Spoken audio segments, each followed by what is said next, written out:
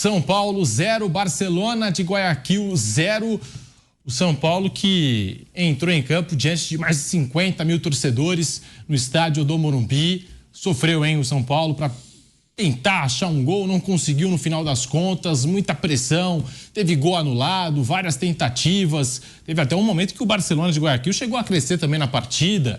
Enfim, São Paulo 0, Barcelona de Guayaquil também 0, tricolor que precisava dessa vitória, apesar da classificação, para buscar o primeiro lugar do grupo, para ter uma colocação melhor aí nas oitavas de final, quem sabe.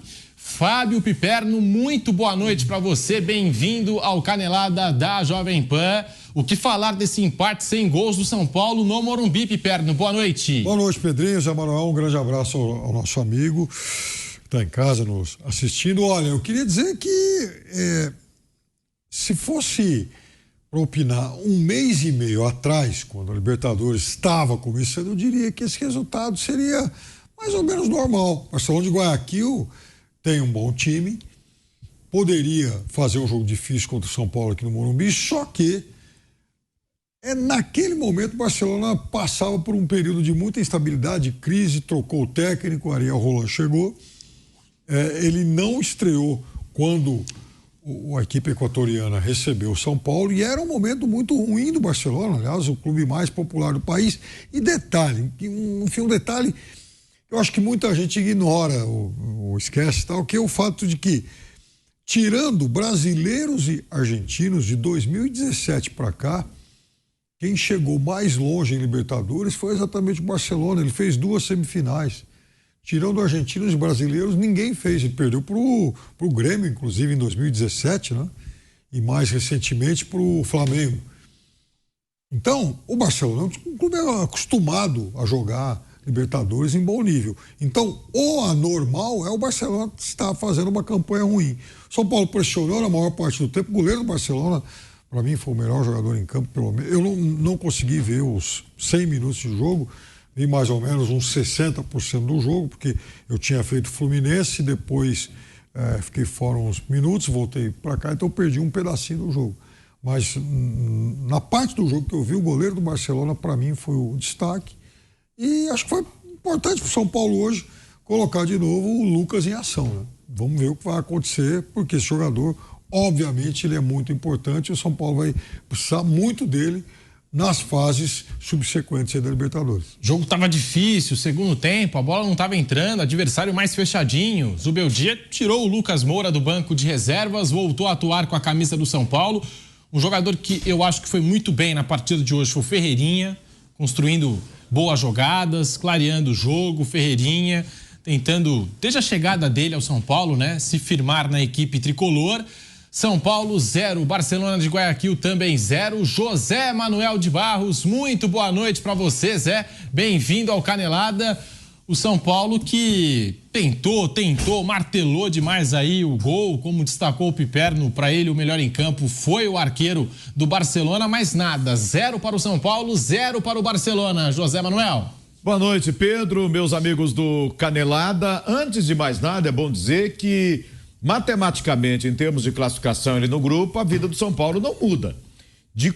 Independente do resultado de hoje, a não ser que ele tivesse perdido, ele vai para a última rodada contra o Tadjeres no Morumbi em busca da vitória para ser primeiro do grupo. O empate de hoje não muda essa matemática. Mesmo empatando o jogo de hoje contra o Barcelona, o São Paulo precisa da vitória simples contra o Tadjeres. Eu disse simples, não fácil. Contra o Tadjeres para ser o primeiro colocado no grupo. Seria muito melhor se ele vencesse hoje o Barcelona. Primeiro que esse empate é o segundo em casa, né, em 3 jogos do Zubeldia, deixa aquela pulga atrás da orelha. Houve um empate contra o Palmeiras, a vitória contra o Fluminense na segunda-feira, hoje novo empate contra o Barcelona. Mas na matemática do grupo não tem nenhuma mudança. Segue o São Paulo precisando de uma vitória num confronto direto contra o Tadjeres. Por exemplo, se ele tivesse vencido o jogo de hoje, ainda assim ele precisaria vencer o Tadjeres na última rodada. Empatou, tem que vencer do mesmo jeito para alcançar o time argentino em número de pontos, ganhando pelo placar mínimo, ele ultrapassa no saldo de gols e fica com a primeira colocação no grupo. as coisas não funcionaram tão bem. Esse Barcelona, que não tinha o Hollande como treinador quando o São Paulo o enfrentou lá em Guayaquil, jogando com a pegada de hoje, com o esforço de hoje, né? Acredito que ele não teria perdido para o São Paulo como perdeu naquele jogo lá em Guayaquil. São Paulo poderia ter saído com a vitória hoje, mas algumas coisas não funcionaram. Do goleiro até o Alisson, normal, ok. A partir do Galopo, eu achei que o Galopo nessa posição não funciona tão bem como naquele período que ele jogava bem, mas um pouco mais na frente, encostando ali no centroavante. Ele sofreu muito nessa função ali no meio campo. Sem o Caleri e o Michel Araújo na direita, o próprio André, também o Andrezinho, o André, também não foi tão legal ali no comando de ataque. O mais esforçado, aquele que na luta, na vontade muitas vezes, tentava no 1 contra 1, criar alguma coisa, era o Ferreirinha. Não que o Michel Araújo não tentasse também, mas ele tomou algumas decisões equivocadas, alguns erros na tomada de decisão, né, para usar o linguajar do futebol mesmo, do Michel Araújo. O Luciano me pareceu meio perdido, né? Não foi aquele Luciano para conclusão, né? Concluiu até em gol, mas estava muito impedido. Fato é que o São Paulo, ele não fez um grande jogo, ele deixou pelo menos escapar a oportunidade de ter uma grande sequência e de aumentar ainda mais, independente do 11 titular, apesar dos desfalques, ter uma sequência de vitórias, né? Continuar aumentando o moral. O aproveitamento do Zubeldia continua excelente, né? E esse tipo de tropeço serve mais para mostrar que começou bem o Zubeldia. São Paulo melhorou, mas ainda tem um longo caminho para que o São Paulo tenha efetivamente condição de brigar e tentar chegar longe na Copa Libertadores. Estava olhando aqui o saldo de gols das equipes que nesse momento estão com 13 pontos, né? Como é o caso do Tajeres, que está no grupo do São Paulo, é o caso do Palmeiras e também do River Plate. São os times aí brigando pela melhor campanha. Estava aqui dando uma olhada, o São Paulo no momento com 5 de saldo, o Tajeres está com 6, o Palmeiras está com 9 e o River Plate com 7, porque tudo isso influencia, né? Se o São Paulo tivesse vencido hoje, o São Paulo estaria na briga por essa melhor campanha da fase de grupos, o que permite, né, ao time com melhor campanha decidir em casa na fase oitavas de final. Mas teria essa competição com essas equipes que eu citei aqui, o saldo de gols poderia ser determinante, né? Já que várias equipes empatadas em pontos. São Paulo ainda assim tem o Tajeres. O Tajeres com certeza vai chegar aqui para jogar pelo empate, para cravar aí esse primeiro lugar, mas o São Paulo não tem nada a ver com isso. São Paulo do Zubeldia hoje, sim, ficou no empate 0-0 com o Barcelona de Guayaquil. Bruno Prado, você que transmitiu esse jogo com o Fausto Favara, com o Giovanni Chacon. Bruno, o que você achou do São Paulo hoje? Esse São Paulo do Zubeldia, que São Paulo, eu achei, Bruno, São Paulo sofreu para conseguir o gol, né? Parecia um sofrimento de São Paulo no campo de ataque. Será que a falta do Caleri, talvez, de repente, que o São Paulo está sofrendo tanto assim para poder colocar essa bola? Porque eu acho que até criou chances, acho que ficou rodeando a área do Barcelona de Guayaquil, mas faltou, né? Balançar as redes do goleiro adversário. Bruno Prado, boa noite. Boa noite, Pedro. Boa noite, Piperno, Zé Manuel, todos aqui. Boa noite. O São Paulo não fez um bom jogo, não. Teve mais a bola, teve oportunidades. O Barcelona também teve as suas oportunidades. Mas eu acho que o principal foi na questão da intensidade mesmo. O São Paulo é um time já, pelo menos há uns 2 anos, que ele precisa estar muito no seu máximo para render bem. É um time, e o seu máximo quer dizer de conseguir pressionar o adversário, de conseguir acelerar o jogo, de marcar em cima. O São Paulo tem um bom time, não é um time ruim, mas para render, para dominar o adversário, ele precisa estar num ritmo muito forte. É um time que acho que depende mais da sua força, da sua intensidade, da pressão, de acelerar o jogo, do que necessariamente da sua qualidade técnica individual. Claro que em vários momentos a qualidade técnica faz diferença. O São Paulo tem alguns bons jogadores. Mas é um time que normalmente, quando não está no seu melhor, na sua intensidade máxima, ele tem dificuldade, né, para criar. Pode ter a ver com um tempo curto de um jogo para o outro. São Paulo jogou segunda-feira, voltou a campo hoje, isso pode ter pegado um pouquinho na parte física. E claro, tem desfalques. O São Paulo não tem um cara com a característica do Caleri, né? O André Silva hoje foi o centroavante, ele pode jogar assim, já jogou assim, jogava assim em Portugal, mas ele não é um cara, um pivô, ele é um cara que pode jogar de centroavante, mas ele para receber a bola em profundidade, né? Para receber a bola na frente, para ele acelerar. Ele é um cara que gosta de movimentar, de acelerar. O Juan também não é exatamente um centroavante. Tecnicamente, o Juan é um jogador que tem as suas limitações, perdeu uma chance claríssima no final do jogo. Sim. O Juan tem algumas características até interessantes de pressionar a saída de bola, de movimentar, de incomodar o adversário, mas tecnicamente está devendo bastante. O próprio Luciano pode jogar de centroavante, mas não tem um cara como o Caleri. O São Paulo sente muito quando não tem. O argentino Lucas voltando hoje, né? Entrou durante o segundo tempo.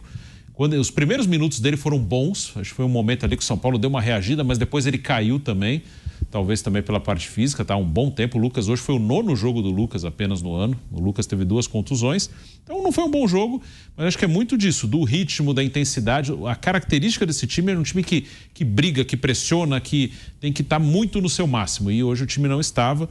Concordo com o Zé sobre o Galopo, né? O Zubeldia tem escalado o Galopo ali como um volante, meia. Hoje foi até um volante mesmo, ele e o Alisson, em alguns momentos até revezando, o Alisson saindo, ele ficando. E para mim o melhor momento do Galopo no São Paulo foi jogando lá na frente quase como um atacante, até como centroavante ele foi bem em alguns momentos, com o Rogério.